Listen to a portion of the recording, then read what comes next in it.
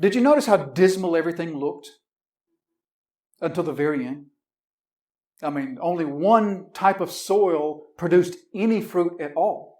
And in the Bible, fruit equals life. No fruit equals death.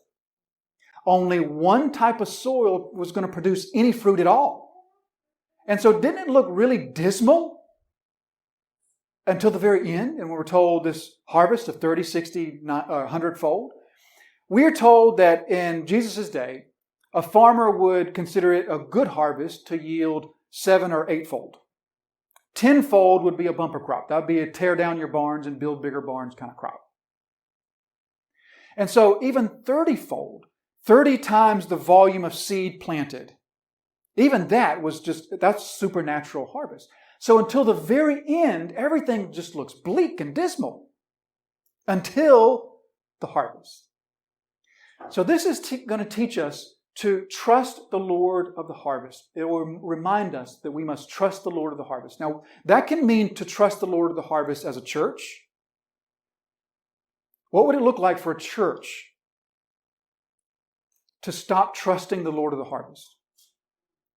If a church does not trust the Lord of the harvest, when the Lord of the harvest says, listen, it's going to look bleak, but there will come a day when the harvest comes in. And until that day, it's going to look really bleak. For a church not to trust the Lord of the harvest, what might that church do? Maybe try to manipulate the seed. Maybe try to make the seed more adaptable to different conditions. Maybe if the seed needed less soil, if the seed didn't have to have soil all the way down. Maybe if the seed didn't need the soil all to itself. Maybe if the seed was more compatible with thorns around it. Then we could have a better crop. Can you see the analogy? That's what it looks like for a church to not trust the Lord of the harvest. When the Lord of the harvest says, there's coming a harvest in the last day. And until then, you're going to think it's really bleak.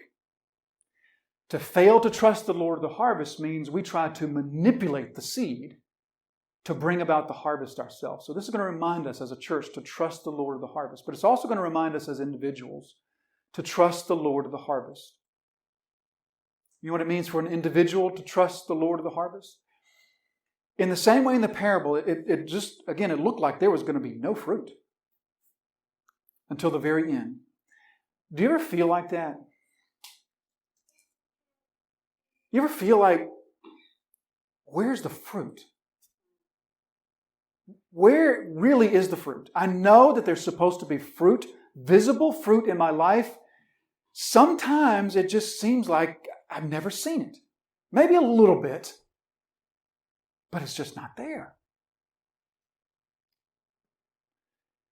To trust the Lord of the harvest reminds us and it teaches us there's coming a bountiful harvest of fruit. And that harvest will be supernatural.